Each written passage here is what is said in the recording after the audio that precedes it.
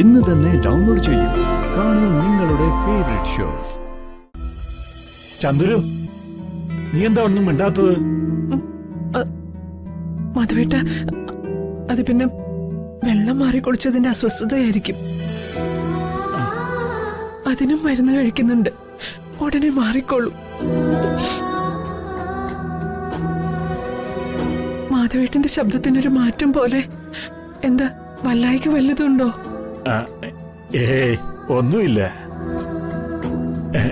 എനിക്ക് ഉറക്കം കിട്ടുന്നില്ല, അതാ എന്റെ പ്രശ്നം. നീ അടുത്തില്ലാത്തതിന്റെ കുറവാ. എന്തെങ്കിലുമൊക്കെ മിണ്ടിയും പറഞ്ഞും പ്രശ്നങ്ങൾക്ക് പരിഹാരം കണ്ടെത്തിയൊക്കെ അല്ലേ നമ്മൾ ഉറങ്ങുന്നത്. നീ ഇല്ലാതായപ്പോ അതിനൊന്നും കഴിയുന്നില്ല. നിന്നെ കാണാതിരിക്കാൻ പറ്റുന്നില്ല എനിക്ക്.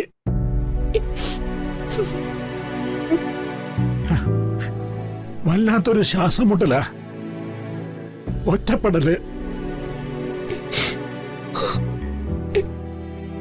എങ്ങനെയും ശേഷിച്ച കാലം കൂടി നീ എന്റെ കൂടെ ഉണ്ടായേ പറ്റൂ. ചന്ദ്രു, നമുക്കൊരു യാത്ര പോവാം. അങ്ങ് ദൂരെ ഹിമാലയത്തിലെങ്ങാനും പോയി ആരും അറിയാതെ ഒറ്റയ്ക്ക് താമസിക്കാം.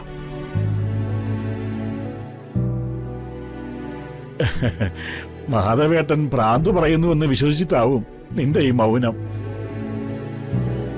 ഭ്രാന്തല്ല ചന്ദ്രു. മക്കൾ അച്ഛനെയും അമ്മയും ഒരുമിച്ച് ജീവിക്കാൻ അനുവദിച്ചില്ലെങ്കിൽ പിന്നെ ഒരേ ഒരു വഴിയേ ഉള്ളൂ, ഒരുമിച്ചുള്ള ഒളിച്ചോട്ടം.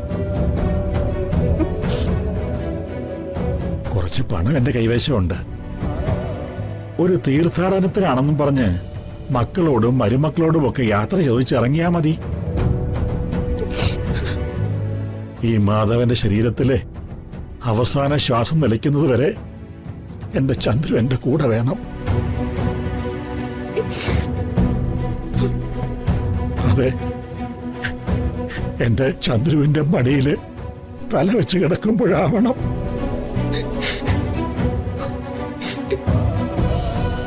ചന്ദ്രു, ഹലോ